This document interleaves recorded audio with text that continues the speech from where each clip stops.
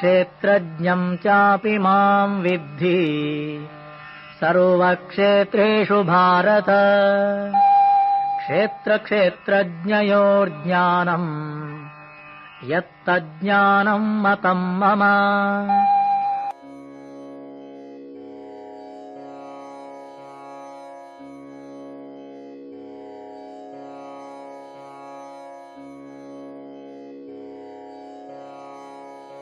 क्षेत्रज्ञम् चापि माम् विद्धि सर्वक्षेत्रेषु भारत।